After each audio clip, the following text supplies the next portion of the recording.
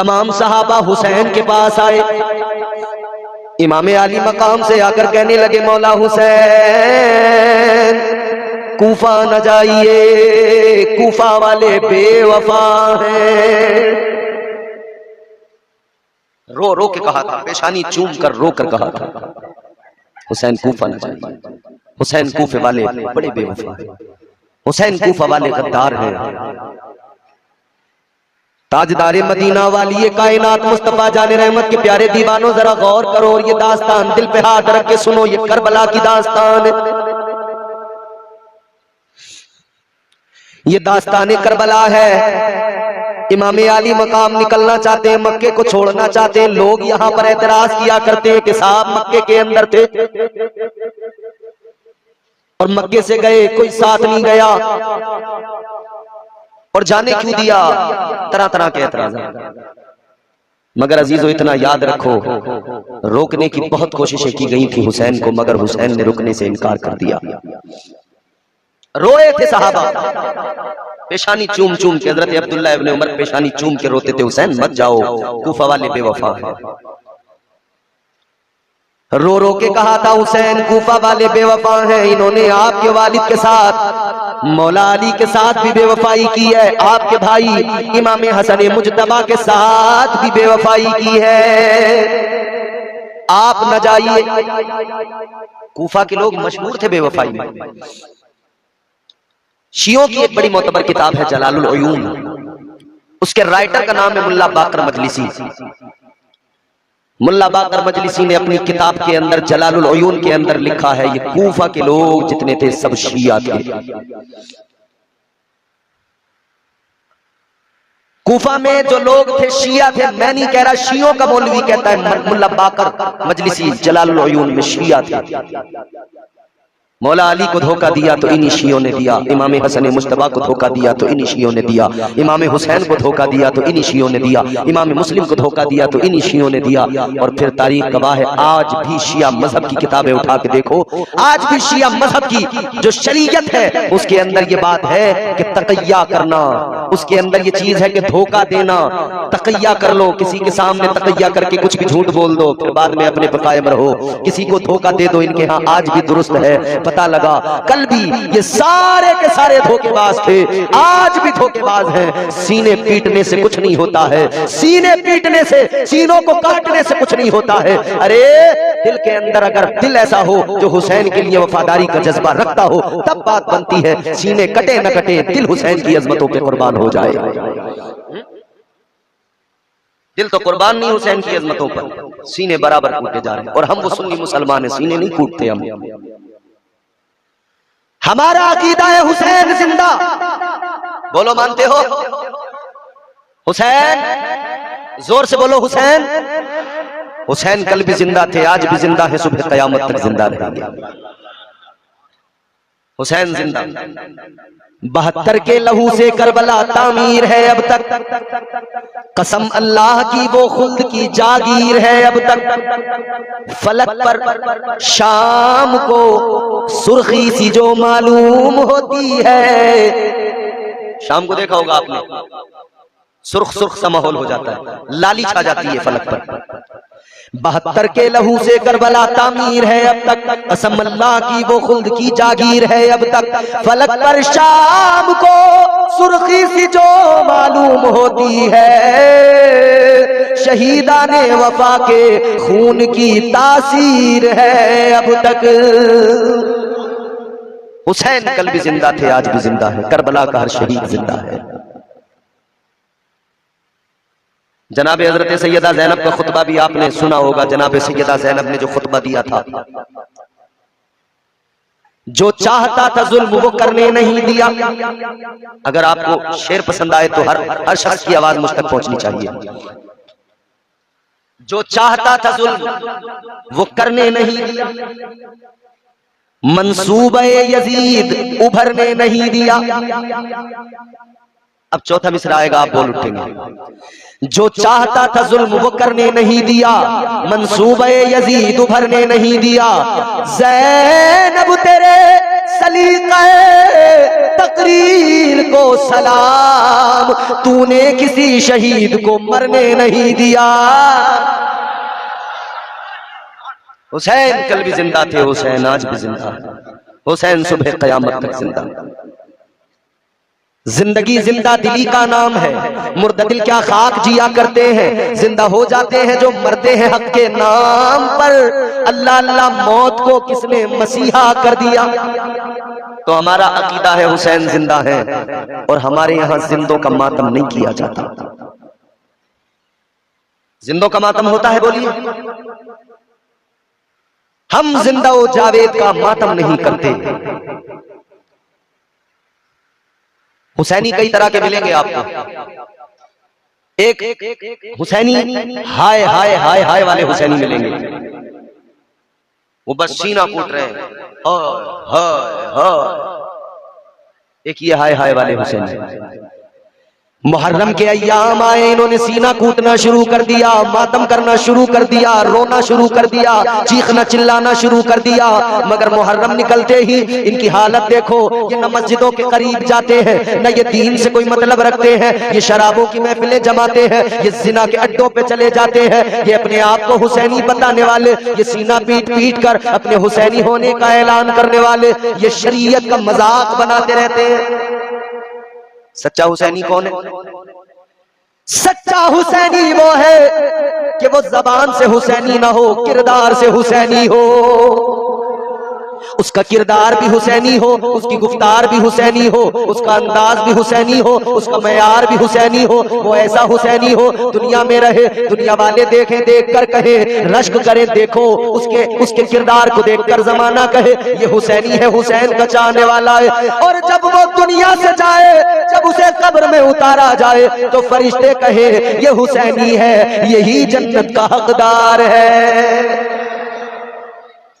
तो हाय हाय हाय हाय वाले हुसैनी मत बनो, किरदार वाले हुसैनी बनो। हुसैन ने करबला में 10 मुहर्रम हराम को पूरा घर लुटा दिया, कटा दिया। तुम 10 मुहर्रम को मेला सजाकर, कबाब रोटी की दुकानें लगाकर, गुब्बारे बेचने की दुकानें लगाकर, तुम जो है डीजे बजाकर अपने आप को हुसैनी समझते हो। नाचना कूदना उछलना, इसका नाम हुसैनियत नहीं है। सच्चा हुसैनी वो है कि हुसैन ने सजदे में सर कटाया है, बस हुसैन के उस सजदे की लाज रखते हुए सच्चा हुसैनी अपनी जिंदगी में सजदों से कभी मुंह न मोड़े। वो हमेशा सजदा करने वाला साजिद बन जाए, नमाजी बन जाए। अगर नमाजी बन गया तो समझो उसकी मोहब्बत जो है कामिल हो गई, तकमील को पहुंच गई। बहरहाल मातम तो बहुत किया जा रहा है, नोहे तो बहुत पड़े जा रहे हैं, मगर हुसैन के किरदार को अपनाया नहीं जा रहा है। सब दुनिया, भाई दुनिया बड़ी मतलबी है, अपना अपना फायदा। अभी पिछले दिनों हालात आपके सामने थे, ईरान इजराइल में जो कुछ हुआ, बिल्कुल सही बात है। ईरान ने बहुत बहादुरी दिखाई, मुकाबला किया, इजराइल के पसीने निकाल दिए। मगर कई शिया लोग महफिलें जमा जमा कर, चौकड़ियां लगा लगा कर ये बता रहे थे कि साहब इतने इस्लामी ममालिक हैं, कौन लड़ा फलस्तीन के लिए, कौन लड़ा गाजा के लिए? ईरान लड़ा। मैं उन्हें बताना चाहता हूं बेवकूफो, ईरान अगर फलस्तीन के लिए लड़ा होता, ईरान अगर गाजा के लिए लड़ा होता तो गाजा के बच्चे शहीद न हुए होते। ईरान अगर गाजा के लिए लड़ा होता तो गाजा की इमारतें मलबे में तब्दील न हुई होती। ईरान अगर गाजा के लिए लड़ा होता तो गाजा के अंदर भुखमरी न होती, गाजा के अंदर लोग प्यास से बिलख नहीं रहे होते। ईरान अपने लिए लड़ा था, अपनी हिफाजत के लिए लड़ा था। जबकि ईरान इस्राइल पर गालिब आ गया था, फिर उसने सीज फायर किया, हम तब समझ लेते कि ये इस्राइल के खिलाफ फलस्तीन की हिमायत में लड़ा है। हम उस वक्त मानते कि खुद का जब सीज फायर कर रहा था तब ये कंडीशन ये भी लगाता कि आइंदा इस्राइल कभी भी फलस्तीन के ऊपर कोई बम नहीं गिराएगा। ऐसा कोई मुआहदा किया? नहीं किया। ये लड़ाई तुम्हारी अपनी बका की थी। तुम फलस्तीन के लिए अगर लड़े होते तो फलस्तीन में आज जुल्म न होता। तुमने तो अपनी कंडीशंस के अकॉर्डिंग तुमने सीज फायर कर लिया ना। तुमने कब लगाई कंडीशन के गाजा पर जुल्म नहीं होना चाहिए? तुमने कब लगाई कंडीशन के गाजा पर कोई बम नहीं गिरना चाहिए? तुमने कब लगाई कंडीशन? नहीं लगाई। तुम अपने आप को ताकतवर बनाना चाहते हो, तुम एटमी पावर बनना चाहते थे। इजराइल को ये बर्दाश्त नहीं, अमेरिका को ये बर्दाश्त नहीं, उन्होंने तुम पर हमला कर दिया। तुम अपने लिए लड़े, अपने दिफा के लिए लड़े, अपने बचाव के लिए लड़े। तुमने फलस्तीन के लिए कोई लड़ाई नहीं लड़ी है, फलस्तीन के लिए तुमने कोई जंग नहीं लड़ी है। भाई खुद फैसला करो, अगर फलस्तीन के लिए लड़े थे तो क्यों फलस्तीन में अभी भी जुल्म हो रहा है? रसद तक नहीं पहुंच पा रही है, खाने पीने के सामान नहीं पहुंच पा रहे, आज भी इजराइल नहीं जाने दे रहा। अलगरज हम वो हुसैनी नहीं जो किसी भी मोड़ पर कभी भी धोखा दे दें। हमने हुसैन से वफा सीखी है, हमने हुसैन के किरदार से वफा सीखी है, हमने हुसैन के किरदार से वफा का सबक सीखा है। अल्लाह अकबर, गौर फरमाइए।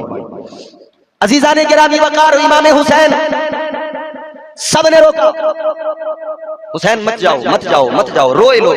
हुसैन ने कहा मुझे जाना, मुझे जाना। इमाम हुसैन ने मक्कतुल मुकर्रमा छोड़ दिया और जाजे कराम हज करने आ रहे हैं। हुसैन से कहा गया हज तो कर जाइए, फरमाया नहीं। अपनी जिंदगी में 25 हज इमाम हुसैन कर चुके थे, हज अब उन पर फर्ज भी नहीं था।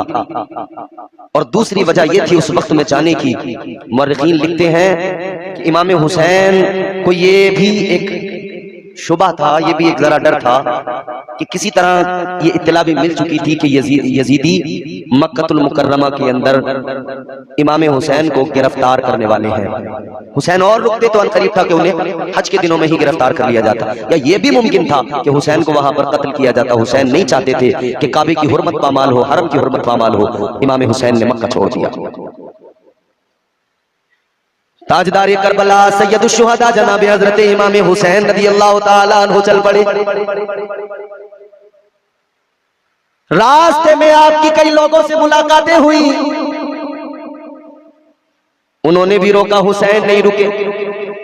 हजरत अब्दुल्ला बिन जाफर, उन्होंने अपने बच्चों को ओनो मोहम्मद को भेजा, कहा जाकर मामू से कहो रुक जाएं, और मैं भी पीछे से आ रहा हूं। बच्चे पीछे से गए तेजी के साथ में, बच्चों ने जाकर कहा मामू, अब्बा ने कहा रुक जाइए। इधर बच्चों ने जाकर कहा कि अब्बा रुक रुक, मामू जान रुक जाइए। उधर पीछे से जनाब अब्दुल्ला बिन जाफर, उन्होंने गवर्नर मक्का से हुसैन के लिए अमान का परवाना लिखवाया कि हुसैन को कोई तकलीफ नहीं दी जाएगी, मोहर लगवाई, और वो लेकर हुसैन के पास आए।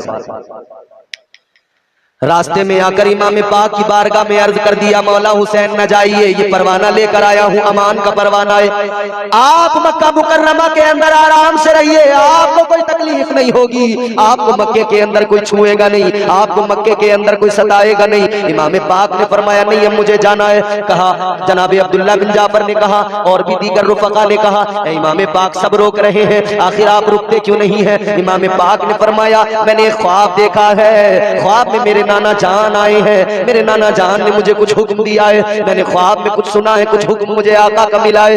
कहने लगे मैं रुकूंगा नहीं। तो फिर पूछा गया क्या ख्वाब है? इमाम हुसैन ने फरमाया मैं ख्वाब नहीं बताऊंगा, यहाँ तक कि मैं अपने परवरदिगार से जा मिलूं, अपने मौला से जा मिलूं, मगर मैं ख्वाब बयान करूंगा नहीं, इजाजत नहीं है। इमाम पाक सफर पर रवाना हुए, चल दिए। रास्ते में एक शायर मिला, अरब का मशहूर शायर था, शायर अहले बैत, फर्जबत नाम था उस शायर का। इमाम पाक ने उस शायर से कूफे के हालात मालूम किए। इमाम पाक ने फरमाया बताओ कूफे के हालात क्या हैं? एक जुमले के अंदर उसने बहुत बड़ी बात कही। शायर ने कहा, ऐ इमाम पाक, कूफे वालों के दिल तो आपके साथ हैं, मगर तलवारें यजीद के साथ हैं। मतलब साफ था, मत जाइए, आपकी हिमायत नहीं करेंगे। क़ज़ा व क़द्र के अहकाम नाफिज हो चुके थे। हुसैन ने सफर जारी रखा। रास्ते में एक मकाम पर पहुंचे तो अपना एक कासिद रवाना किया, जनाब हजरत कैस, उनको इमाम पाक ने रवाना किया कि आप जाओ और अहले कूफा को खबर दे दो कि हुसैन आ रहे हैं, उन्हें जाकर बता दो कि हुसैन आ रहे हैं। तुमने बुलाया था, खत भेजे थे, अब तुम्हारे बुलाने पर लो हम आ गए, अब तुम हमारे लिए इंतजाम करो, अपने इंतजाम दुरुस्त करो। जनाब कैस चले, मगर कूफा के बाहर ही इब्ने जियाद ने एक लश्कर खड़ा कर दिया था, एक फौज खड़ी कर दी थी। जनाब कैस जब पहुंचे तो उनको उस लश्कर ने गिरफ्तार कर लिया और गिरफ्तार करके उनको ले गया। वो लोग ले गए कहां? इब्ने जियाद के पास, कूफा। इब्ने जियाद के पास जब ले जाया गया, खत देखा गया, खत के मफहूम को देखा गया, तो इब्ने जियाद ने जनाब कैस से कहा था एक काम करो, गवर्नर हाउस की छत पे चढ़ जाओ, ऊपर खड़े होकर यहां से ऐलान करो, मेरे फजाइल बयान करो, हुसैन की बुराइयां बयान करो, अली की बुराइयां बयान करो, चढ़ा दिया इनको। मगर जनाबे कैस ने क्या किया? आपने अल्लाह की हम्द बयान की, आका पर दुरूद पढ़ा, हम्दो सलात के बाद में कहने लगे, ए लोगो, ए कूफे वालो, हुसैन ताजदारे मदीना के नवासे हैं। ए लोगो, हुसैन बड़ी इज्जत वाले हैं, बड़ी शान वाले हैं। हुसैन के बाबा भी बड़ी शान वाले, हुसैन भी बड़ी शान वाले हैं। हुसैन की अजमत, हुसैन की अजमत का कसीदा पढ़ने लगे। इब्ने जियाद ने तो कहा था हुसैन की और हुसैन के बाप अली की बुराई करो, मगर उसकी बुराई कैसे की जा सकती है जिसके अंदर कोई बुराई ही ना हो, जो सरापा अच्छाइयों का पैकर हो, हर अच्छाई जिसके अंदर मौजूद हो, वो हुसैन है। बल्कि मेरे अजीजों, हम तो यूं कहते हैं, हुसैन कौन है? हुसैन नामे हुसैन अगर आप बोलते हो, लिखते हो, 4 हुरूफ है, 4 हरफों से बनता है हुसैन। है, सीन, ये और नून। कितने हर्फ है? बोलो। मुंह में अगर मावा नहीं है तो बोलना चाहिए। हम देखते हैं कई लोग मुंह में मावा रख लेते हैं, लेकिन आप बोल सकते हैं 4 हरफों से नामे हुसैन बनता है, सीन, ये, नून। 4 हर्फ आपके सामने। अब आप इनको अशार में सुन लीजिए। हुसैन, हुसैन कौन है? हुसैन, हुसैन है से हया का मौसम,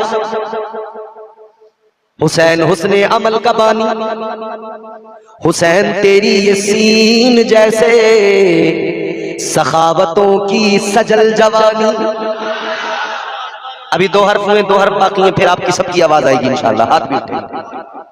हुसैन है से हया का मौसम, हुसैन हुस्ने अमल का बानी, हुसैन तेरी यसीन जैसे सखावतों की सजल जवानी, हुसैन की ये यजीदियत पर यकीन मोहकम की हुक्मरानी, हुसैन तेरी ये नून जैसे नबी मुरसल की जिंदगानी।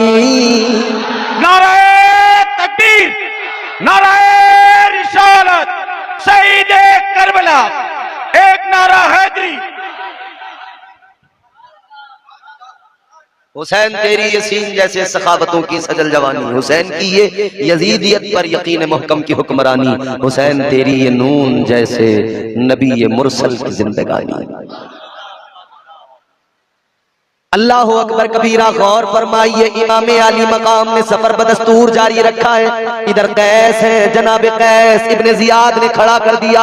इब्ने जियाद कहता है बुराई करो, मगर इन्होंने तारीफें करना शुरू किया, अजमतों का बयान शुरू किया, इमाम पाक की अजमतों का जिक्र किया, मौला अली की अजमतों का बयान किया, फजाइल बयान किए, और फिर इब्ने जियाद को बुरा भला कहा, इब्ने जियाद के बाप को बुरा भला कहा। अल्लाह अल्लाह, जब इब्ने जियाद को बुरा भला कहा, इब्ने जियाद को गुस्सा आ गया। इब्ने जियाद ने कहा इन्हें ऊपर से नीचे धक्का दे दो, ऊपर से नीचे गिरा दो, कत्ल कर दो। अल्लाह अल्लाह, जनाब कैस भी शहीद हो गए। कासिद बना के जिन्हें आका हुसैन ने भेजा, उनको भी सब इब्ने जियाद ने कूफा के अंदर शहीद कर दिया। एक और शहादत हो गई, और इस शहादत ने करबला के आगाज पर मोहर लगाई। इन्ना लिल्लाहि व इन्ना इलैहि राजिऊन।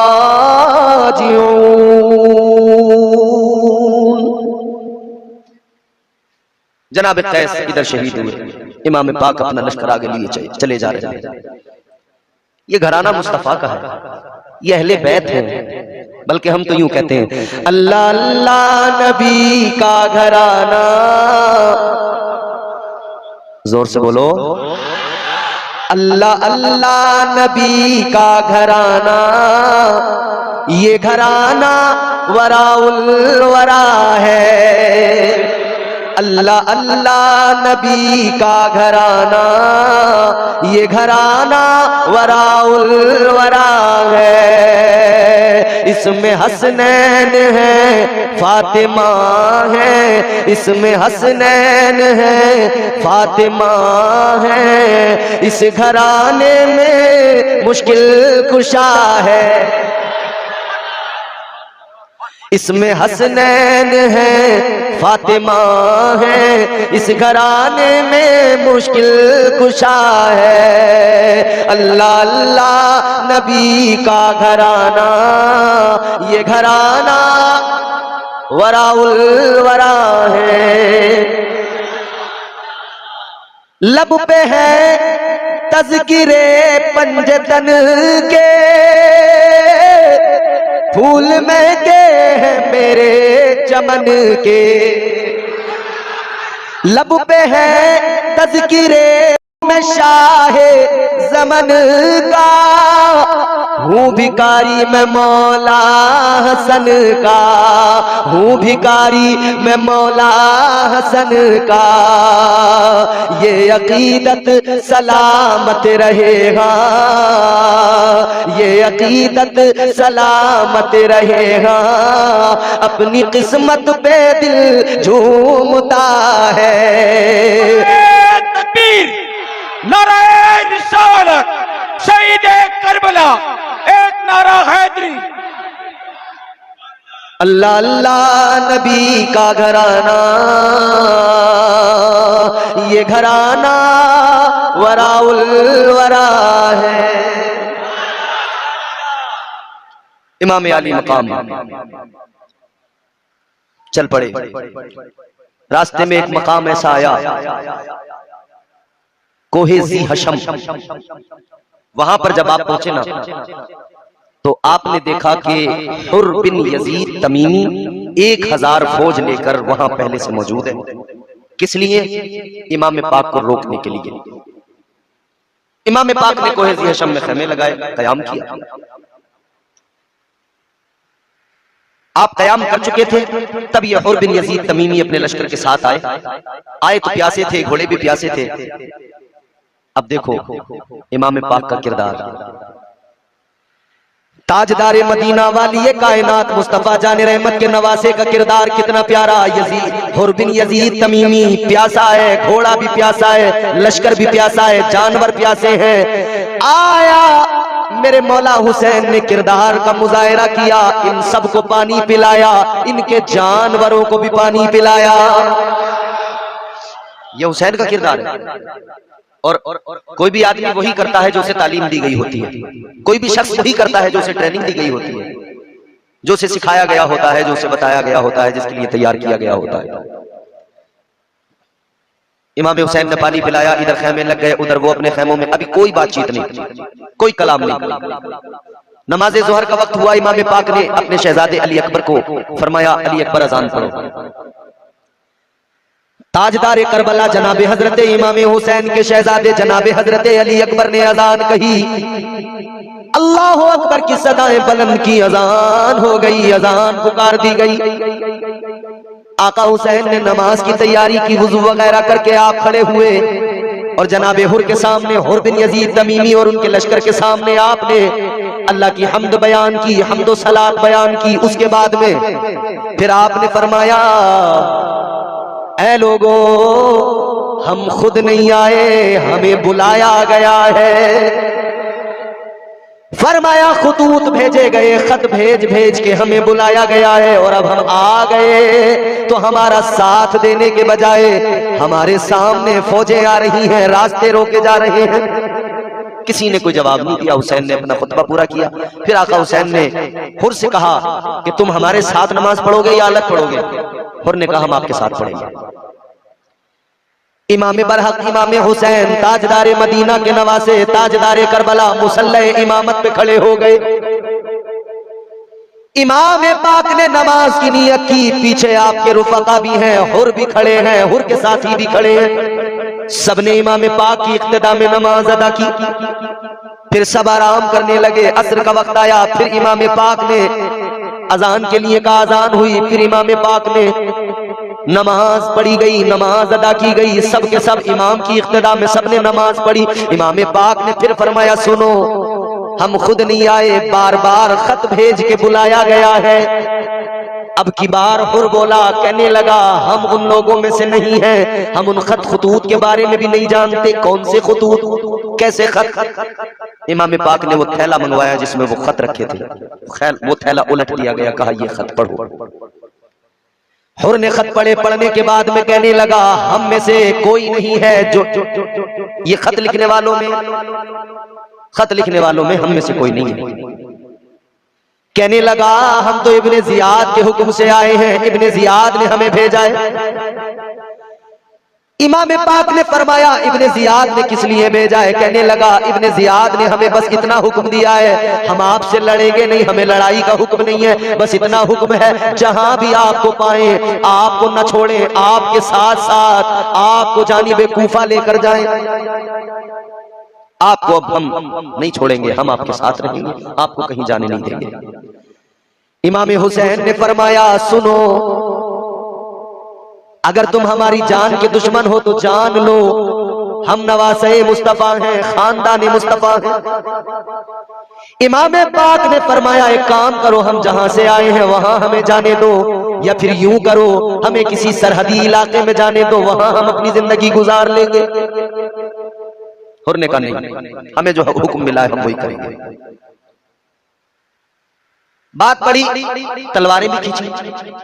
इमाम पाक के साथियों ने कहा हम इनसे मुकाबला करेंगे। इमाम पाक ने कहा नहीं। साथी कहने लगे, रुफका कहने लगे ऐ इमाम पाक हमें इनसे लड़ना चाहिए, क्योंकि अभी ये 1000 है, हम इनका मुकाबला कर लेंगे, हम इनके साथ में डट कर लड़ेंगे। लेकिन इमाम पाक फिर जो बाद में लश्कर आएगा, बाद में फौजें आएंगी, फिर शायद हम उनका मुकाबला नहीं कर पाएंगे, वो बहुत ज्यादा होंगे, उनसे लड़ने से बेहतर है इनसे लड़कर अपना रास्ता बदल लिया जाए। इमाम पाक ने फरमाया हम अपनी तरफ से जंग का आगाज नहीं करेंगे, अपनी तरफ से पहल नहीं करेंगे। और वैसे भी हम लड़ने तो आए नहीं हैं, लड़ने कोई जाता है तो बच्चों को लेकर नहीं जाता, औरतों को लेकर नहीं जाता, लड़ने कोई जाता है तो फिर हथियार लेके जाता है, फौज लेके जाता है। और जानते हो हुसैन नवासे मुस्तफा है, अगर मदीने में आवाज लगाते तो एक लश्कर तैयार हो जाता। हुसैन अगर मक्के में आवाज लगाते, लड़ने का इरादा होता तो पूरा लश्कर तैयार हो जाता, लश्कर लेके आगे बढ़ते और हुसैन जिस तरफ जाते फतह उनके कदमों को चूमती। यजीद जो तख्त नशीन हो चुका था, यजीद की सारी हुकूमत ताराज हो जाती अगर हुसैन लड़ने का इरादा रखते। हुसैन लड़ने नहीं गए थे, हुसैन मुस्तफा जाने रहमत से किया हुआ वादा निभाने गए थे। इमाम आली मकाम ने कहा पहल नहीं करेंगे। बहरहाल बात ये तय पाई, हुर्र ने कहा मैं अपना एक कासिद भेजता हूँ इब्ने जियाद के पास और ये बात जो है इससे आगाह करता हूँ, उधर से जो जवाब आएगा तब तक के लिए ना आपके रास्ते ना मेरे रास्ते, तीसरा कोई रास्ता पकड़कर उस पर सफर कीजिए। ऐसा ही किया गया, वहां से फिर रास्ता बदल दिया गया। बहरहाल आगे बढ़ते चले गए। इब्ने जियाद के पास जो कासिद गया था वो वापस आ गया और उसने आकर कहा कि हुर्र इब्ने जियाद ने कहा है अब इनको कूफा भी नहीं लेके जाना है। जवाब इब्ने जियाद का आया, क्या जवाब आया? जवाब ये आया अब इनको कूफा भी नहीं लेकर जाना है, इनको किसी चटियल मैदान में उतारो। इब्ने जियाद ने जवाब भेजा किसी चटियल मैदान में इनको उतरने पे मजबूर कर दो, ये किसी चटियल मैदान में उतरे। अल्लाह अल्लाह, अब हुर्र ने वही किया। एक मैदान आया, उस मैदान उस चटियल उस रेगजार में इमाम पाक के काफिले को रोक दिया, कहा यहीं रुक जाओ। काफिला रोक दिया गया। इमाम पाक ने देखा, मालूम किया ये कौन सी जगह है। बताया गया इस जगह का नाम करबला है। इमाम पाक ने फरमाया करबला, करबो बला, करब और बला यानी यहाँ दर्द भी है मुसीबतें भी हैं। इमाम पाक ने फरमाया यही हमारी आखिरी मंजिल है, यही हमारा आखिरी ठिकाना है। इमाम पाक ने काफिले को रुकने का हुक्म दिया और कहा कि खेमे लगाए जाए। खेमे लगाए जा रहे हैं, मगर अजीजों सुनो, खेमे लगाए जाते हैं, आपने सुना होगा, देखा हो नहीं हो मुझे नहीं पता, लेकिन जमीन में मेखें ठोकी जाती हैं, कीलें ठोकी जाती हैं मोटी मोटी, फिर उन पर जो खेमों की रस्सियां बांधी जाती हैं। खेमे लगाने के लिए जब जमीन के अंदर मेखें ठोकी गई, जमीन में गड्ढे किए गए, मेखें ठोकी गई, क्या देखा उस मिट्टी के अंदर से ताजा खून निकल रहा है। सैयदा ज़ैनब घबराई, अपने भाई हुसैन से कहा आका हुसैन, भैया हुसैन, ये कौन सी जगह है? यहाँ तो खेमे लगाने के लिए मेखें ठोकी जा रही हैं तो खून निकल रहा है जमीन से। इमाम पाक ने फरमाया ऐ मेरी बहन ज़ैनब सब्र करो, सब्र करो, ये हमारी आखिरी मंजिल है, यहाँ हमें शहीद किया जाएगा। हुसैन फरमाते हैं ये जमीन से खून निकलना अलामत है, इसी जगह पे हमारी कब्रें बनेगी, यही हमें शहीद किया जाएगा। इमाम हुसैन ने अपने शहजादों को हुक्म दिया, इस जगह की कीमत अदा करो, यहां हमने कयाम किया है, इस जगह की कीमत अदा करो, इसे खरीद लो। शहजादे ने कहा था, बाबा रास्ते में कई जगहों पे हमने कयाम किया, ठहरे, लेकिन आपने कहीं भी नहीं कहा कि इस जगह की कीमत अदा की जाए। ऐ बाबा, इस जगह की कीमत अदा करने की बात बिलाखिर क्यों? इतना सुना तो इमाम पाक ने फरमाया, बेटा रास्ते में हम जहां जहां भी रुके, थोड़ी देर के लिए रुके, थोड़े वक्त के लिए रुके और उसके बाद में हमने फिर आगे सफर जारी किया। आपने फरमाया जहां रुके थोड़ी देर के लिए रुके, मगर ये जगह करबला यहां थोड़ी देर के लिए नहीं, यहां तो हमारी कब्रें बनाई जाएंगी। ये तो जगह अब आज से हमारी ही हो जाएगी, कयामत तक के लिए यहां हमारी कब्रें होंगी, दुनिया आएगी।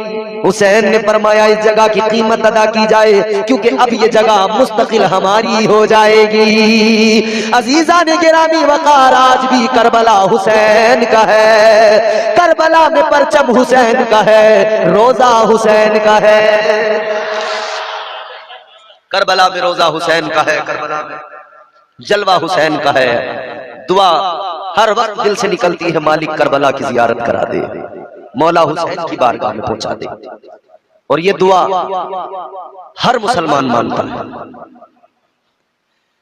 ये मेरे दिल की दुआ, आप सबके दिल की दुआ, जिंदगी में करबला पहुंचा अगर तकदीर से,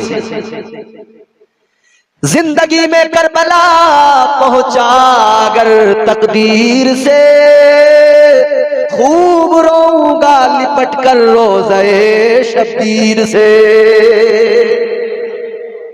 ये हम सबके दिल की दुआ है। अल्लाह हमें करबला पहुंचाए, खालिक कायनात हमें करबला की जियारत नसीब फरमाए। हम इमाम हुसैन के रोजे की जियारत करें। खेमे लगा दिए गए, इमाम पाक बाहर निकले मैदान करबला का मुआयना करने के लिए। ताजदारे करबला, जुमले जरा गौर से सुनना, आखिरी जुमले हैं। इमाम पाक करबला के मैदान का मुआयना कर रहे हैं तो कानों में आवाज आई, हुसैन बच जाओ मैं तकदीर हूं। हुसैन ने फरमाया आ जाओ मैं शब्बीर हूं। आवाज आई, हुसैन मेरा नाम कज़ा है। हुसैन ने फरमाया मेरे बाबा का नाम मुर्तजा है। आवाज आई, हुसैन मुझे खुदा ने भेजा है। हुसैन ने फरमाया मुझे नाना मुस्तफा ने भेजा है। हुसैन ये करबला है, हुसैन ये करबला है। हुसैन हुसैन यहाँ लाशों पर घोड़े दौड़ेंगे, हुसैन यहाँ बच्चों की लाशों पर घोड़े दौड़ाए जाएंगे। हुसैन ने फरमाया लाशों पर बच्चों की घोड़े दौड़ाए जाएंगे, क्या हुआ मेरे बच्चे इसी तरह दौड़ते हुए जन्नत में जाएंगे। पैदा किया, फिर जो दिया अनमोल दिया, फिर अल्लाह ने जो दिया लाजवाब दिया। अपने आप पे नजर डालो, अल्लाह ने जो कुछ दिया अनमोल दिया। कितना करम किया, कितना फजल फरमाया। एक आंख से देख सकते थे, जिंदगी चल सकती थी, मगर अल्लाह ने दो आंखें अता फरमाई। एक अगर खराब भी हो जाए तो दूसरी है, तेरी जिंदगी की गाड़ी रुकेगी नहीं, चलती रहती है। एक कान से भी सुन सकते थे, मगर अल्लाह ने दो अता फरमाए। एक में अगर कोई खराबी आ जाए तो दूसरा ऑप्शन भी मौजूद है। जी जी जी। कभी कान साफ करते हुए पर्दे पे अगर सलाई लग जाए, या वो कान का मैल साफ करने वाला लाल टोपी वाला जरा अंदर तक अगर सलाई घुसा दे और प्रॉब्लम हो जाए तो दूसरा ऑप्शन मौजूद है। एक पैर से चलने वाले भी लोग आपने देखे होंगे, एक खराब हो गया तो एक से काम चलाना पड़ता है। और अल्लाह अगर चाहता तो दूसरा पैर ही ना बनाता, एक ही पैर से चलने का काम होता। मगर सोचें जरा, अगर एक पैर वाला एक टांग वाला इंसान होता तो कैसा लगता। अल्लाह ताला ने दो पैर अता किए, दो पैर चलने के दिए, खूबसूरत भी बनाया और डबल डबल ऑप्शन दी। ये है नहीं अल्लाह के करम। अच्छा आगे बढ़े। एक तरह की सब्जी खाकर गुजारा हो सकता था, मगर अल्लाह ने सैकड़ों हजारों अता फरमाई। एक किस्म की दाल खा के गुजारा हो सकता था, जिंदगी तो कट ही जाती, मगर अल्लाह ने कितने ऑप्शन रखे। मसूर की दाल पे भी गुजारा हो सकता था, मगर अल्लाह ने चने की भी दी, अरहर की भी दाल दी, मूंग की दाल, उड़द की दाल, कितनी किस्मों की दालें अल्लाह ने अता की। एक जानवर को अल्लाह हलाल कर देता, बस एक किस्म के जानवर को, उसी के गोश्त को खाकर जिंदगी गुजारी जा सकती थी, मगर अल्लाह ने कई किस्म के जानवरों को हलाल करके बंदों पे करम फरमाया। ऐ मेरे बंदो, एक पर कनात नहीं करना, ये इतने सारे ऑप्शन हैं, जो अच्छा लगे चेंज कर करके खाते रहना। कितना बड़ा करम किया अल्लाह ने। ये अल्लाह की अताएं हैं, गिनते जाओ गिनती खत्म नहीं होगी। परवरदिगारे आलम ने क्या कुछ अता नहीं फरमाया। मगर एक बात सुनो प्यारे, ये चीजें अल्लाह ने हमें भी अता फरमाई, यानी मुसलमानों को भी अता फरमाई, गैर मुस्लिमों को भी अता फरमाई। दो आंखें सबकी, दो कान सबके, दो पैर सबके, दो हाथ सबके, कॉमन है। जितने किस्म की सब्जियां तुम खाते हो, उतने किस्म की सब्जियां सबके लिए अवेलेबल, सबके लिए मौजूद, सब खा सकते हैं। मगर मेरे प्यारे गौर करो, नबी के उम्मती होने की हैसियत से अल्लाह ताला ने आपको और मुझे वो क्या दिया जो औरों के पास नहीं। अब जरा तवज्जो करो, अल्लाह ताला ने ये सब चीजें सबको दी, मगर आपको और मुझे जो अल्लाह ने दीन अता फरमाया, इस्लाम दिया मुस्तफा के सदके, ये पाकीज़ा मजहब है, ये फकत मुसलमानों के पास है। सुभान अल्लाह, सुभान अल्लाह। नारे तकबीर, नारे तकबीर, नारे रिसालत। उलमाए अहले सुन्नत, फैजान औलिया किराम, हजरत अल्लामा मौलाना इम्तियाज बरकाती साहिब क़िबला, नारे तकबीर, नारे रिसालत। अब बात अगर मेरी आप समझ रहे हैं तो जरा सा सफर कीजिए मेरे साथ, मेरी तमहीद से जुड़िए, मेरे उन्वान तक पहुंच जाएंगे। अल्लाह ताला ने दीन दिया इस्लाम। कौन सा दीन? जोर से बोलो। अच्छा एक बात बड़ी माजरत के साथ, पैर फैला के ना बैठो, ये हुजूर की महफिल है और अल्लाह के वली का आस्ताना, महफिल के अदब के खिलाफ। अगर कोई परेशानी हो तो मुझे बताओ, जलसे के बाद में तुम्हारे पैर दबा के जाऊंगा, समझ रहे हो?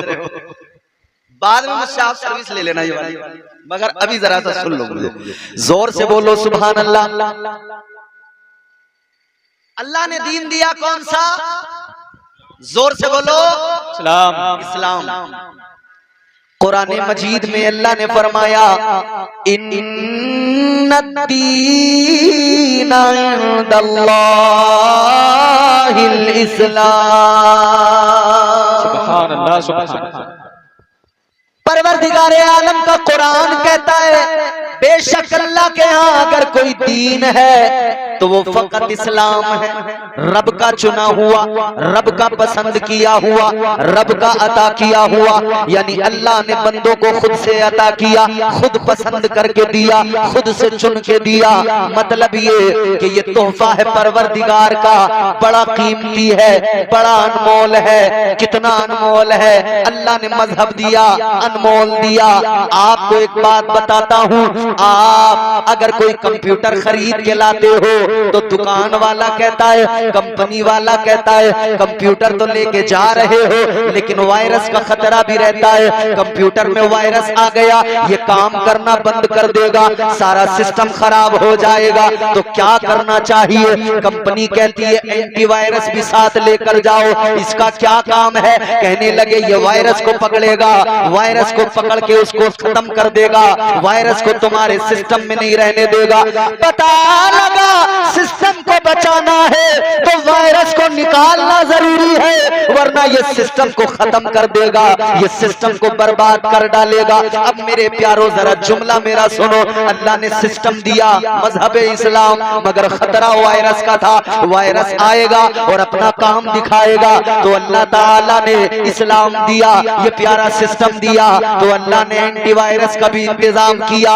अब सुनो जरा गौर से सुन लो मेरा जुमला, अल्लाह ने सिस्टम कौन सा दिया? दीन दिया।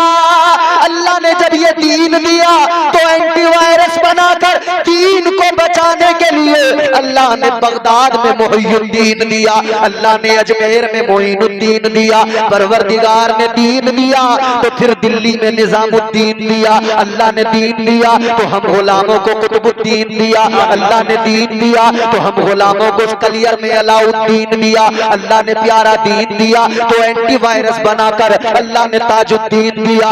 पता लग गया मजहब जितना प्यारा है उस मजहब इस्लाम को कोई लूट न ले, कोई तेरे मेरे सीने से निकाल न ले।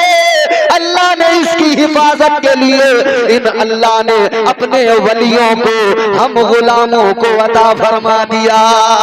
सुभान अल्लाह, सुभान अल्लाह। नारे तकबीर, नारे तकबीर, नारे रिसालत। उलमाए अहले सुन्नत हजरत अल्लामा इम्तियाज बरकाती साहिब क़िबला, उलमाए अहले सुन्नत फैज़ान औलिया किराम, माशाअल्लाह बहुत खूब। बात आपको समझ में आ रही है?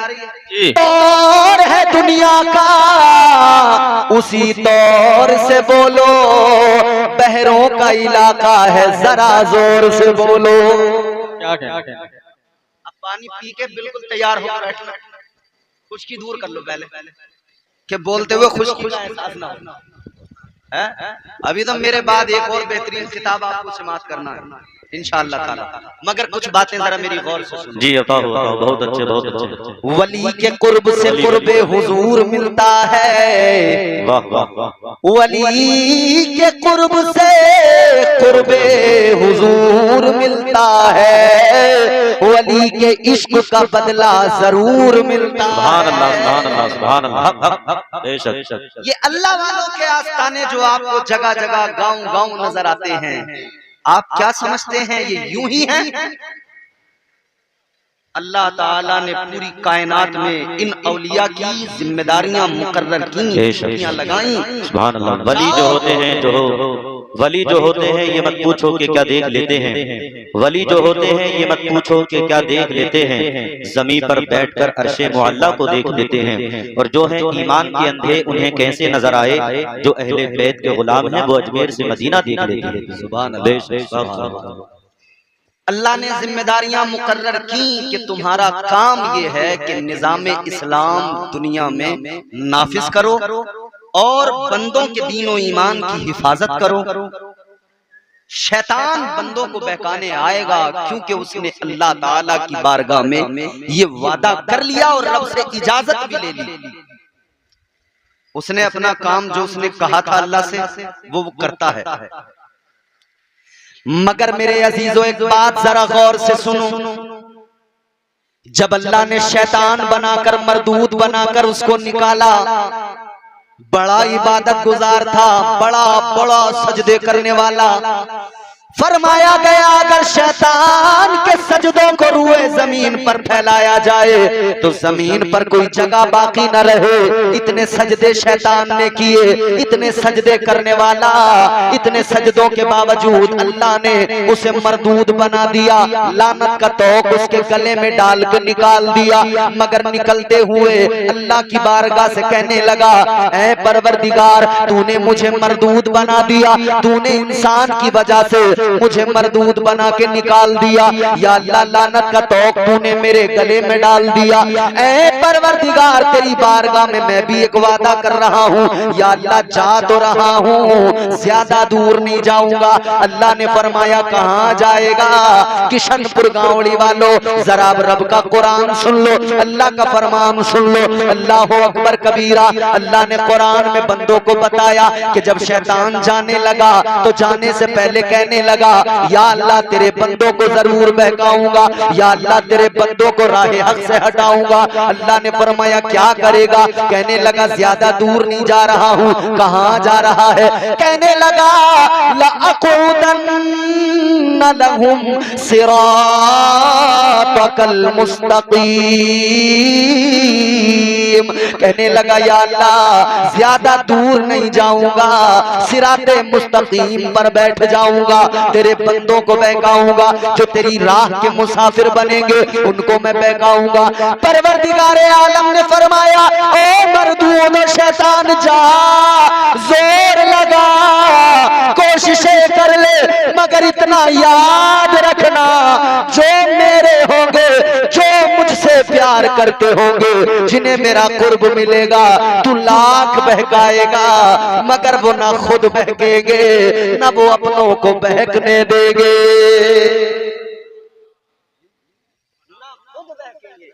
ना वो अपनों को बहकने देंगे। क्या किया अल्लाह वालों ने? शैतान बहकाने आता रहा, अल्लाह वाले ना खुद बहके ना अपनों को बहकने दिया।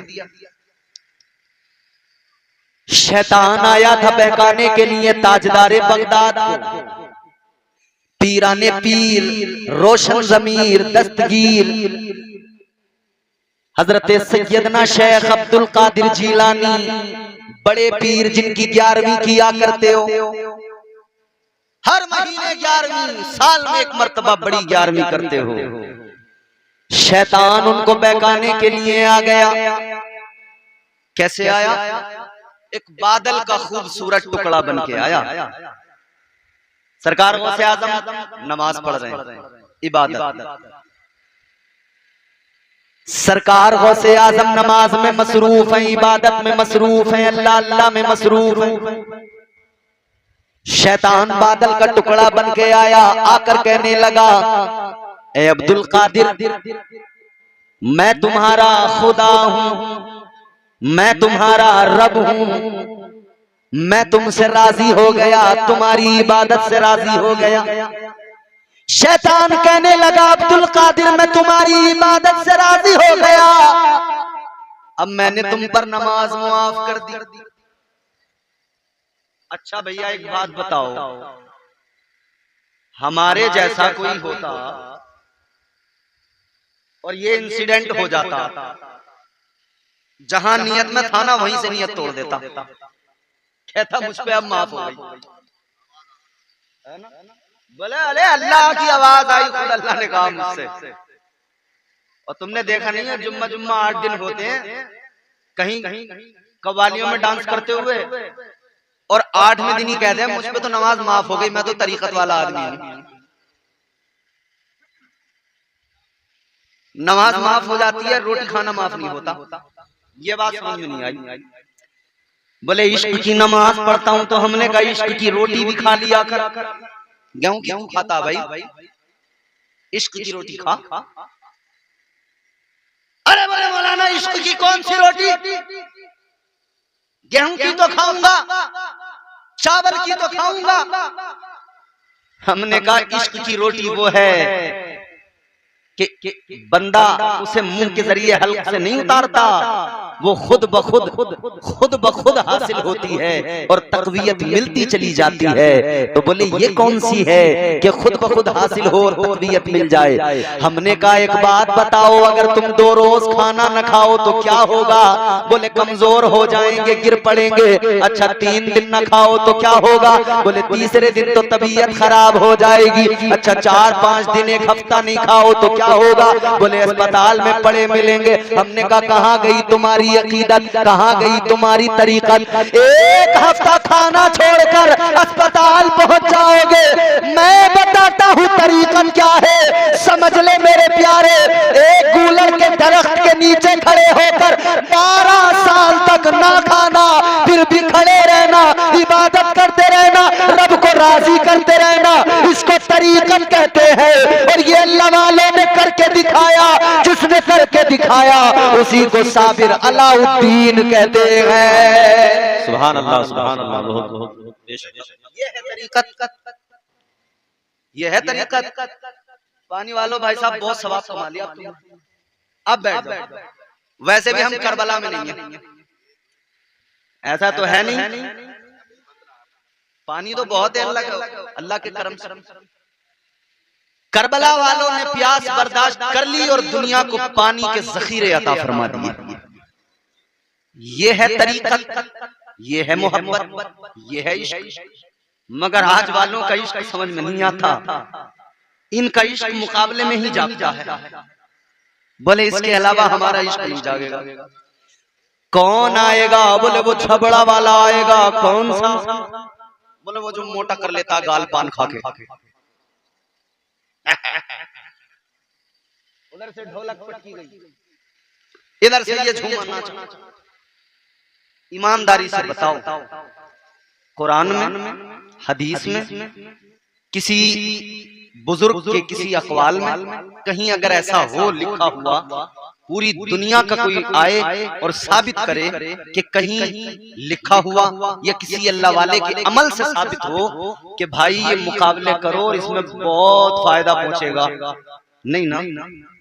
अच्छा, अकल तो कहती है ना कुछ अपनी। अल्लाह ने अकल दिए, सोचने समझने का मादा दिया। तुम्हारी मस्जिद का इमाम अगर इश्क मोहब्बत के अशार सुनाने लगे, गजलें गाने लगे, तो क्या कहोगे? भले इमाम तो आवारा हो गया, छुट्टी करो इसकी इमाम की। इमाम अगर गजलें गाने लगे तो इमाम आवारा, छुट्टी कर दो। तो फिर ये बता कि तू इमाम के हुजरे तक में, इमाम मस्जिद में खड़ा हो, दरवाजे पे खड़ा हो, रास्ते में खड़ा हो, वहां गजल मुकाबला बर्दाश्त नहीं, तो किसी अल्लाह वाले के दरबार में कैसे तुम्हें बर्दाश्त हो जाता? आप दीनी काम करने चले हैं तो इमाम दीनी काम ही तो करता है, नमाज पढ़ाता है, बच्चों को पढ़ाता है, कुरान पढ़ता है, तिलावत करता है, फातिहा पढ़ता है। तो या तो ये तय कर लो कि भाई साहब अगर दरगाह पे होंगी कव्वाली तो इमाम साहब भी उसमें बैठेंगे, वो भी कव्वाली करेंगे। तो आपके फिर ये हो कि इमाम साहब करेंगे मुकाबला। और जब ये गवारा नहीं, मतलब तुम जानते हो कि ये गलत है, मतलब समझते हो कि ये गलत है, अकल फैसला देती है ये गलत है, तो फिर इसका मतलब ये हुआ कि ये जो कुछ भी होता है शैतान की इत्तिबा में होता है। ये जो कुछ होता है शैतान को राजी करने के लिए होता है। अब मेरी गुफ्तगू का लुब्बे लुबाब सुनो और मेरे उन्वान को समझने की कोशिश करो। मैंने कहा था अल्लाह वालों को अल्लाह ताला ने भेजा है, एंटीवायरस बना के भेजा है, मगर इस एंटीवायरस का असर तुझ पे क्यों नहीं होता? तू अल्लाह वाले के मजार की कमेटी में तो शामिल हो गया, मगर तेरा दिल फिर भी मुकाबले में लगा रहा, तेरा दिल फिर भी उसी वायरस को पसंद कर रहा है, तू उसी वायरस का शिकार हो गया। मतलब ये कि न तुझे अल्लाह वाले से मोहब्बत है, न तुझे दीन इस्लाम से कोई मोहब्बत है। नारे तकबीर, नारे रिसालत, मसलके आला हजरत, उलमाए अहले सुन्नत, उर्से ख्वाजा हाजी शरीफ, नारे तकबीर, नारे रिसालत। सुभान अल्लाह। अच्छा, साबिर पाक ने तो गूलड़ के पेड़ के नीचे खड़े होकर सबको खिलाया। जी बेशक। तो भाई खिलाया कि नहीं? और खुद नहीं खाया। मगर आज का जाहिल अकीदत रखने वाला ये अकीदत का आयन भी नहीं समझता अभी। वो गूलड़ के नीचे खड़े होकर मखलूक को खिलाते थे, अल्लाह अल्लाह करते थे, और तू क्या करता है? अल्लाह ने अच्छा भला मर्द बनाया, मगर ये ठुमका लगा के कहता है नाचूंगी गूलड़ तले, नाचूंगी गूलड़ तले। अच्छा क्यों नाचेगी भाई? ये तो बता नाचेगी क्यों? इस नाचने का फायदा बता। क्या साबिर पाक ने तुझे कोई ख्वाब में आकर बता दिया कि गूलड़ के तले आके नाच? मगर वो जो झगड़ा है उसने बता दिया नाच। एक बात बताऊं तुम्हें मैं, जिनसे तुम मुकाबले दरगाहों पे करा रहे हो ना, तुम YouTube पे देख लो, यही लोग दरगाह पे मुकाबला भी करेंगे, दरगाह पे कव्वाली भी पढ़ेंगे, ये बहुत बड़े अहले बैत के आशिक भी बन के दिखाएंगे, मगर फिर इन्हें देखो इनके प्रोग्राम मिलेंगे, कीर्तन भजन भी करते हुए मिलेंगे। तो प्रोफेशनल है भाई, इन्हें मतलब नहीं। तुम्हारी अकीदत के साथ खिलवाड़ हो रहा है, मजाक हो रहा है। तुमने ढोलक की जैसे ही धमक सुनी, तुमने कहा नाचूंगी गूलर तले। अरे भैया तू गूलर तले नाच या पीपल तले नाच या नीम तले नाच, कहीं भी नाच ले, तेरे नाचने से न रब राजी होगा, न रब का रसूल राजी होगा, न साबिरे पाक राजी होंगे, न कोई अल्लाह का वली राजी होगा। होगा क्या इस नाचने से? फरिश्ते तैयार कर रहे होंगे तेरे लिए इंतजाम। आजा बेटे कब्र में हम नचाएंगे तुझे। फरिश्ते उधर तैयार बैठे, गूलर तले तू नाच, मिट्टी तले हम नचाएंगे, तू नाच। उधर जितना नाचेगा उससे कहीं ज्यादा इधर नचाएंगे। और उधर जहन्नम के फरिश्ते भी तैयार हैं कि आजा इधर हम तुझे नचाएंगे, इतना नचाएंगे, इतना नचाएंगे कि याद रखेगा। तू नाच, इतना नाच। बदलो तर्ज जिंदगानी को, बदलो मेरे भाइयों। अल्लाह वालों के आस्ताने नाच गाने के लिए नहीं होते, किस लिए होते हैं? अल्लाह वालों के आस्ताने नाच गाने के लिए नहीं होते, किस लिए होते हैं? इनकी जिंदगियां देखो, जानो इन्होंने किया क्या। रात रात भर जाग कर इन्होंने कयाम किए, सजदे किए, अल्लाह को राजी किया है। ये नाचे नहीं, इन्होंने अल्लाह को, अपने रब को राजी किया, परवरदिगार को राजी किया। कैसे राजी किया है चलो मैं बताता हूँ। अगर दिल चाहता है सुनने का तो जोर से बोल दो सुभान अल्लाह। एक अल्लाह वाले का नाम मैं आपको बताता हूँ, बहुत अजीम मर्तबा, बड़े पाए के बुजुर्ग, नाम है हजरते बायजीद बुस्तामी रहमतुल्लाह अलैह। बड़े पाए के बुजुर्ग हैं। क्या किया उन्होंने, क्या जिंदगी थी उनकी। इतने बड़े अल्लाह वाले गुलाम खरीद कर लाए बाजार से, घर लेकर आ गए, कहने लगे तुम्हारा नाम क्या है? गुलाम बोला हुजूर मेरा नाम असलम है। क्या नाम है? असलम। इस नाम को याद रखना, गांव में होंगे कोई ना कोई असलम नाम की। आपने फरमाया क्या नाम है? बोले असलम। अच्छा ठीक है। गुलाम कहने लगा हुजूर मुझे मेरा काम बता दीजिए। फरमाने लगे तेरा काम ज्यादा नहीं है। का कितना है? का बस इतना काम है, फज्र में जब मैं उठूंगा तो तू मुझे पानी लेकर आना, नमाज के लिए वुजू करा देना, बस इतना काम है, और कोई काम नहीं। बस पानी ला के देना, वुजू करा देना।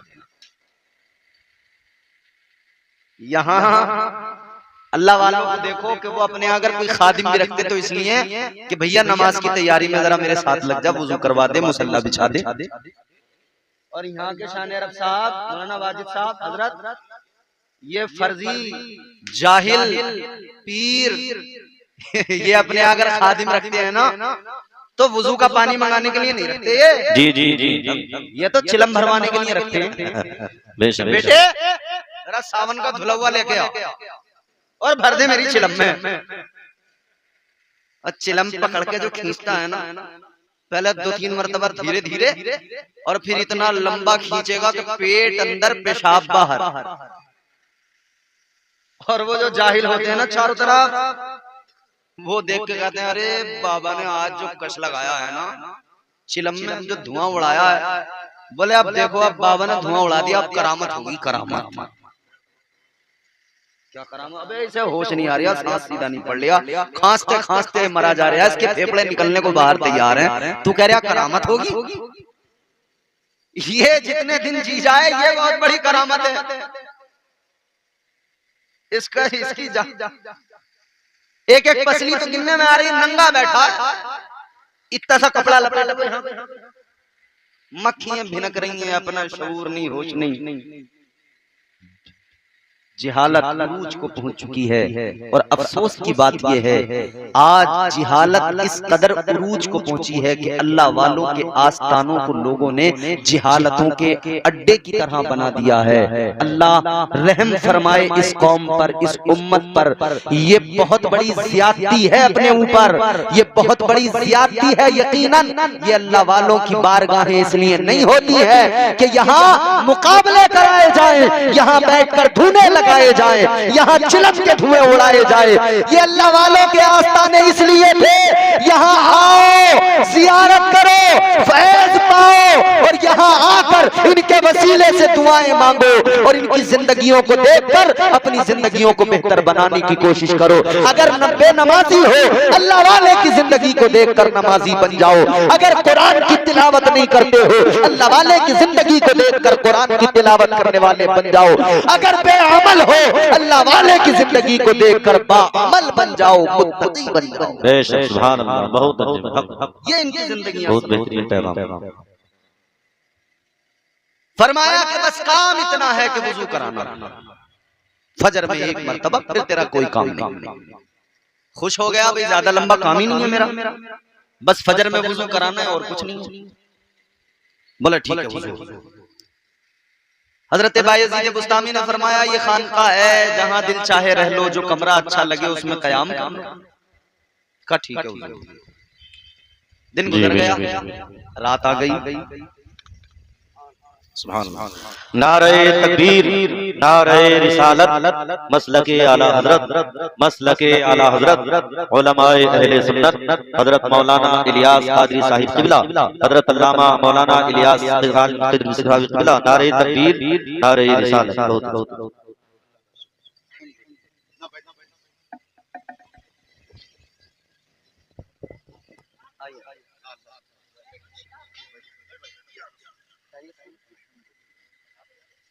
बैठे हैं आप लोग, बैठे।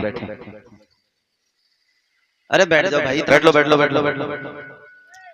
खड़े मत हो, आगे आ जाओ। अरे एक तो आगे जगह खाली है, आगे आ जाओ। एक तो हो ही गिने चुने, उसमें भी चले जाओगे तो यहाँ बचेगा क्या? आ जाओ, करीब आ जाओ, वरना देखो मेरी बात सुन लो, हम तो अपना काम करने आए हैं। तुम सारे भी चले जाओ, हम इसे पंखे को सुनाएंगे तकरीर। तुम सारे चले जाओ, कब्रिस्तान में बैठे हम तो मुर्दों को सुनाएंगे तकरीर, क्योंकि हमारा अकीदा सब जिंदा है। और ये हमारी कौम देखो, हमारी जमात, हमारा कबीला बैठा तो हम इन्हें सुना देंगे। हालांकि बेचारे ये इतने सुने सुनाए हैं कि ये दुनिया को सुना रहे हैं, मगर आज ये भी सुनने को तैयार है। अगर तुम नहीं सुनोगे तो ये सुनेंगे। अल्लाह ताला सलामत रखे। कब्रिस्तान में बैठे हो, कब्रिस्तान में बंदे को जरा सा एहसास होना चाहिए, अपनी मौत को भी याद करना चाहिए कि ये आखिरी कयाम गाह। ये तो भागो मत, यहाँ बैठ के जरा फिक्र करो, आना यही है।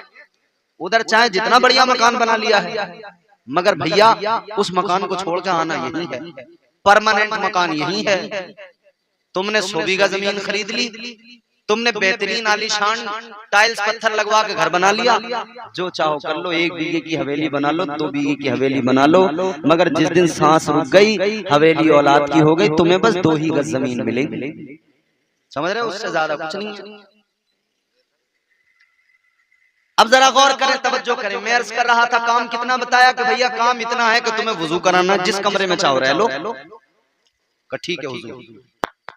रात जब आई तो गुलाम ने सोचा कि भाई मैं कहां पे सोऊं। गुलाम सोचने लगा अगर मैं किसी कमरे में जाकर सो गया तो ये भी हो सकता है कि फजर में उठ ना पाऊं, सोता ही रह जाऊं। अगर सोता रह गया तो मेरा काम ही कितना है, बस वुजू कराना। अगर वो भी नहीं करा पाया तो क्या मतलब मेरे यहाँ होने का? जाहिर सी बात है। अच्छा वो वक्त ऐसा होता है फजर का कि जरा नींद भी सुहानी सी आ जाती है, और शैतान भी जरा सा उस टाइम पे आके सहला देता, पुचकार देता कि सो जा यार। अरे सो जा, कहाँ उठे यार। और खुद उठे ना उठे लोग, मगर बस ये पता लग जाए कि इमाम साहब नहीं उठे आज, और खैर थोड़ी है। 5 मिनट अगर किसी दिन जमात में लेट हो गए, इमाम साहब की आंख जरा देर से खुली, या 5 मिनट अजान देर में हो गई, तो नमाजी तो कुछ नहीं कहेंगे। जितने बेनमाजी होंगे नीम की लकड़ी मुंह में लिए हुए और मस्जिद के आगे तहमत बांधे हुए खड़े होंगे। कोई कोलगेट कर रहा, कोई नीम की लकड़ी रगड़ लिया दांतों पे, बोले भाई आपका समझ में नहीं आ रहा साहब। आए दिन इनका यही है, फजर में उठी न रहे और पूछोगे भाई तू जो आया है दांत रगड़ता हुआ भी तू कब उठा? तू तो इमाम के बाद उठा। जैसे तू इंसान है वैसे इमाम इंसान है। तुझे अगर इतनी टेंशन है तो आके उठा देता इमाम को।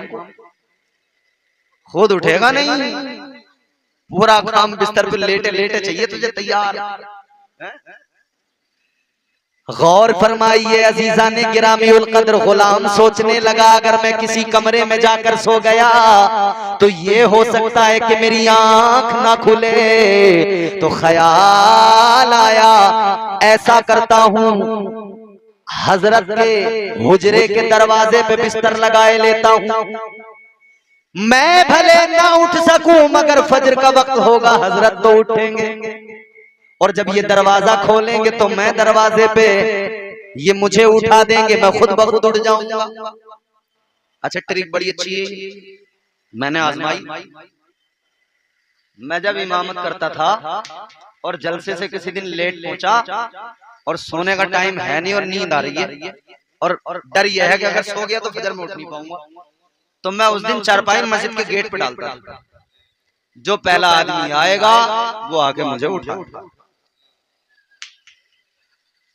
तो इमाम साहब यहाँ अगर हैं तो ये ट्रिक बहुत अच्छी है, इसका ध्यान रखना जाए। जिस दिन लगे कि फजर में उठने में कुछ दिक्कत हो सकती है उस दिन मस्जिद के दरवाजे पर सो जाओ चारपाई डाल के। जो पहला आदमी आएगा वो आके तुम्हें उठाएगा। गुलाम ने बिस्तर हजरत के दरवाजे पे लगाया, कहने लगा इधर ही सो जाऊंगा, दरवाजा खुलेगा खुद उठ जाऊंगा। रात आई, हजरत ने ईशा पढ़ ली, दरवाजा बंद कर लिया। इस गुलाम ने दरवाजे पे बिस्तर लगा लिया, ये वहां लेटा मगर इसके कानों में आवाज आ रही थी। अंदर अल्लाह का वली अल्लाह का जिक्र कर रहा था, अल्लाह अल्लाह की सदाएं बुलंद हो रही थी। ये रात भर वहां बिस्तर पे लेटा रहा, रात भर उन आवाजों को सुनता रहा। सारी रात आवाज आती रही कान में, अल्लाह अल्लाह अल्लाह अल्लाह जिक्र होता रहा। फजर का वक्त आया, दरवाजा खुला, गुलाम उठा, इसने फौरन पानी लिया, हजरत को वुजू कराने लगा। हजरत बायजीद बुस्तामी ने फरमाया कि जरा अपना नाम तो बता दे। कहने लगा हुजूर मेरा नाम, क्या नाम बताया था? मैंने कहा था ना याद रखना इस नाम को, असलम है। नाम तो बता दिया मगर सोचने लगा यार मैंने कल तो नाम बताया ही था। तो फिर ख्याल आया कोई नहीं एक बारी तो बताया था, होता है आदमी भूल जाता है, चलो आज बता दिया अब याद रहेगा। वुजू करा दिया, फिर ड्यूटी पूरी हो गई, इतना ही काम था। दिन गुजर गया, रात आ गई, फिर दरवाजा ईशा के बाद हजरत के हुजरे का बंद हुआ। गुलाम ने क्या किया, फिर हजरत के दरवाजे पे अपना बिस्तर लगा लिया। अल्लाह वाला इधर अंदर अपने हुजरे में पहुंचा, गुलाम दरवाजे पे सो गया। मगर फिर वही, फिर सारी रात अल्लाह अल्लाह की सदाएं बुलंद होती रही। सारी रात हजरत बायजीद बुस्तामी ने अल्लाह का जिक्र किया। फजर का वक्त हुआ, दरवाजा खुला, गुलाम उठ गया, पानी लिया, फिर से हजरत को वुजू कराया। अल्लाह वाले ने वुजू किया, फिर फरमाया तेरा नाम क्या है? कहने लगा हुजूर मेरा नाम क्या है? अब सोचने लगा मैंने पहले दिन बता दिया, दूसरे दिन बता दिया, फिर भी याद नहीं हुआ, फिर भूल गए। चलो कोई बात नहीं, तीसरे दिन भी बता दो, कोई मसला नहीं है, शायद अब याद रहे। एक दिन, 2 दिन, 3 दिन, 4 दिन, 5 दिन, 6 दिन, 7 दिन, दिन गुजरते गए।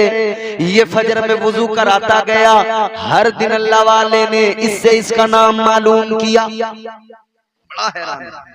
अच्छा ये कोई 5-6 दिन का, 10 दिन का मामला नहीं था, 10-20 दिन का, महीने का भी मामला नहीं था, ये 1 साल का भी मामला नहीं था। तारीख गवाह है इस गुलाम ने हजरत बायजीद बुस्तामी को 40 साल तक वुजू कराया। 40 साल तक इसने वुजू कराया और 40 साल तक हर दिन अल्लाह के वली ने इससे इसका नाम मालूम किया।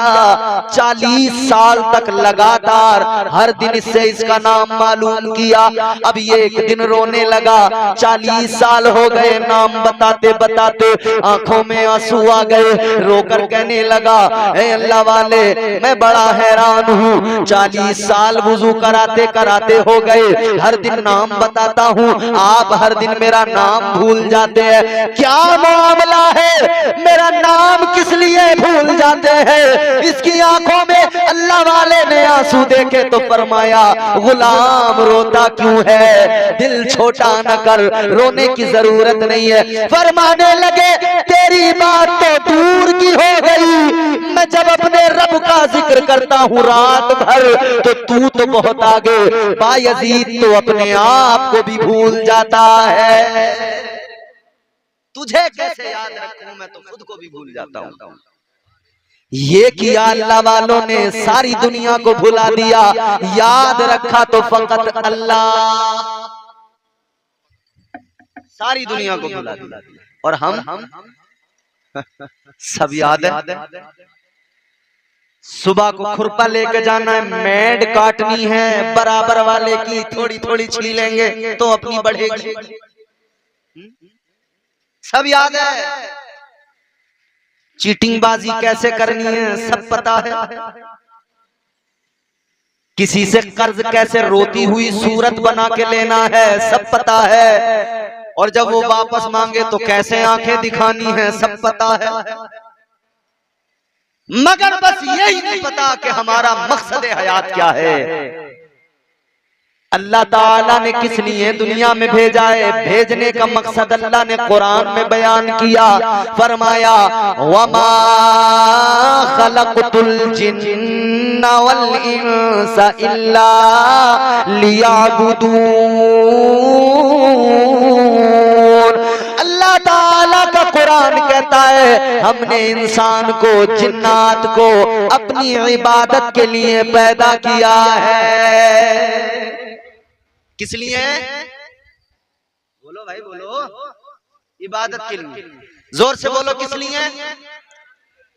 अल्लाह ने तो कुरान में ये फरमाया कि इबादत के लिए पैदा किया है। तो इबादत जरूरी है, मुकाबला जरूरी? मुकाबला जरूरी होता तो अल्लाह कुरान में कहता कि मैंने बंदो तुम्हें मुकाबला कराने के लिए भेजा है। नहीं कहा ना, इबादत को कहा अल्लाह ने। तो मतलब ये है कि वो काम करो जिसका अल्लाह हुक्म दे, जिसका महबूबे खुदा हुक्म दे। वो काम न करो जो शैतान की इत्तिबा के जुमरे में आते हैं। ये तमाम काम शयातीन उकसाते हैं, बहकाते हैं, और हम बस उसी बहकावे में ये सारे काम करने लग जाते हैं।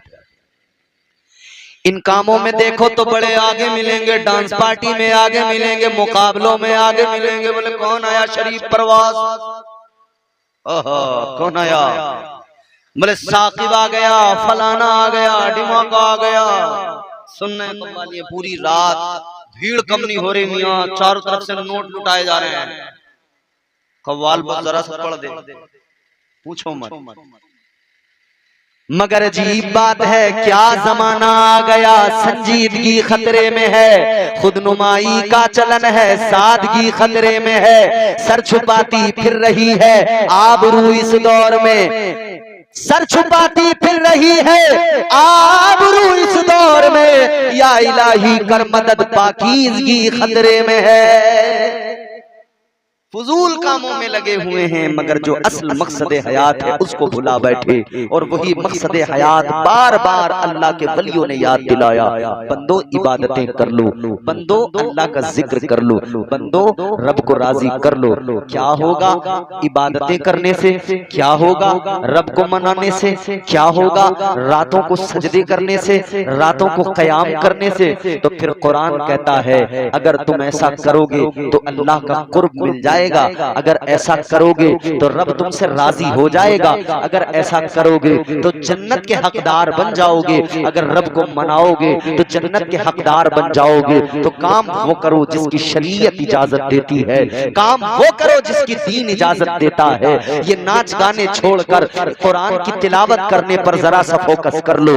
याद रखना, परेशानियां जितनी हो तुम कुरान की तिलावत करने वाले बन जाओ, सारी मुश्किलें दूर भाग जाएंगी। जितनी ज्यादा तकलीफें हो तुम अपने रब की बारगाह में सर झुकाने वाले बन जाओ, सारी परेशानियां दूर हो जाएंगी। मुश्किलें चाहे जितनी हो तुम अपने रब को मनाने में लग जाओ, रब को राजी कर लिया, सारी मुश्किलें दूर हो जाएगी, अल्लाह राजी हो जाएगा। याद रखना, जिससे अल्लाह राजी हो जाता है अल्लाह ताला उसी को अपना कुर्ब अता फरमा दिया करता है। अब इसमें एक बात और अहम, इख्तितामी गुफ्तगू में अपनी गुफ्तगू के इख्तिताम पर ये बात अर्ज किए देता हूं, गौर से सुन लीजिए। इसमें तरबियत का बहुत बड़ा दखल है। मैं जो करूंगा मेरा बेटा वही करेगा, मैं जो करूंगा मेरा बेटा करेगा, उसमें असर आएगा। आपने देखा होगा जब घर में नमाज पढ़ो मुसल्ला बिछाकर तो बच्चे देखते हैं तो कभी मुसल्ले के आगे कभी बराबर से खड़े होकर वैसा ही करते हैं जैसा बाप कर रहा होता है। बेटा वैसा ही करता है ना। माँ अगर नमाज पढ़ती है तो बेटा देखकर माँ को वैसा ही करने लगता है। क्यों? इसी का नाम तरबियत है। तुम जैसे हो उसका अक्स, उसकी झलक तुम्हारी औलाद में नजर आएगी। अपनी औलाद को अगर बेहतर बनाना है तो पहले खुद को बेहतर बनाओ। अब शिकायत तो यह है कि साहब बच्चे फरमाबरदार नहीं है। कैसे होंगे? बच्चों से फरमाबरदारी की तलब तमन्ना, कभी सोचा कि हम फरमाबरदार हैं? जब मैं रब का फरमाबरदार नहीं तो मेरा बेटा मेरा फरमाबरदार कैसे हो सकता है? पहले खुद को रब का फरमाबरदार तो बना। अल्लाह ने जो अहकामात नाफिज किए उन पर अमल करने वाला तो नमाजी बन, तिलावत करने वाला बन, कुरान पढ़ने वाला पढ़ाने वाला बन। फिर देखना कैसे इनकलाब आएगा। तू बड़ों की इज्जत करने वाला बन, छोटों पे शफकत करने वाला बन, माँ बाप की खिदमत करने वाला बन। खुद ने तरबियत अच्छी नहीं की, नतीजा क्या निकला? आज औलाद माँ बाप को सता रही है। मगर मेरे अजीजों इतना याद रखना, किसी भी वली की जिंदगी को गौर से देखोगे, किसी भी वली की जिंदगी पे गौर करोगे, आपको अल्लाह वालों की जिंदगियां मशाले राह नजर आएंगी हर एतबार से। मैंने आपको हजरत बायजीद बुस्तामी का जिक्र सुनाया, कैसे मिला ये मर्तबा। एक दिन अल्लाह की बारगाह में अर्ज कर रहे थे, आंखें अश्कबार थी, कह रहे थे मेरे मौला तेरे भी मुझ पर हुकूक हैं और घर में बूढ़ी माँ है उसके भी मुझ पर हुकूक हैं। अब माँ का किरदार यहां समझने की कोशिश करें। माँ कैसी? या अल्लाह तेरे भी मुझ पर हुकूक है, मेरी माँ के भी मुझ पर हुकूक है। मौला मैं क्या करूं? मैं तेरे हुकूक अदा तो करता हूं मगर माँ के हुकूक की वजह से जितना मुझे करना चाहिए उतना नहीं कर पाता। माँ ने ये बात सुन ली तो वो एक वली की माँ थी। आज की माओं की जैसी माँ नहीं थी, एक अल्लाह वाले की माँ थी। कहने लगी बेटे बायजीद ये जो दिल में तेरे तड़प है, ये जो दिल में तेरे आग लगी है इश्क की, जिस मकाम को तू हासिल करना चाहता है, एक काम कर निकल जा, चला जा। मैंने अपने हक मुआफ कर दिए, जहां जाना है चला जा, जो करना है कर ले, जो मकाम हासिल करना है कर ले। माँ ने सारे हुकूक मुआफ कर दिए। हजरत बायजीद बुस्तामी कहते हैं मैं निकल गया घर से।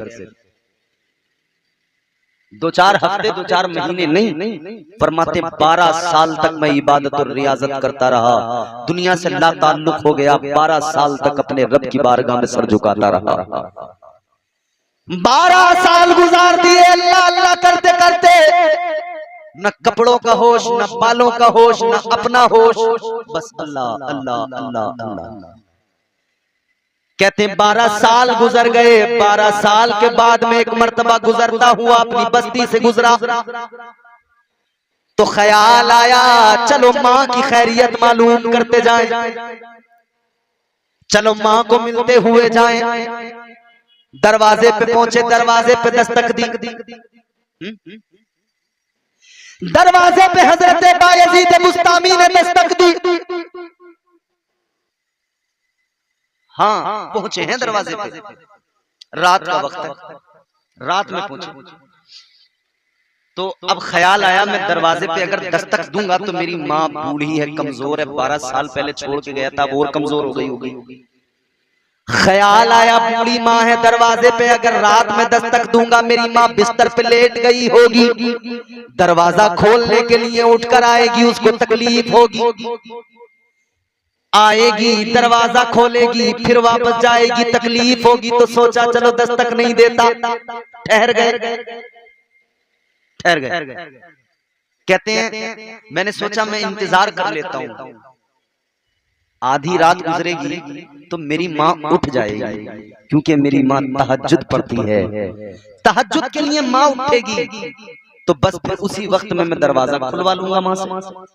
बहुत गौर से सुने, आखिरी बात बड़ी लतीफ बात है। रात भर दरवाजे पे रहे, दरवाजे पे खड़े रहे, दरवाजे पे दस्तक न दी। फिर वो रात का आखिरी पहर आया, आपने देखा घर की नाली से अंदर से पानी बह रहा है, समझ गए माँ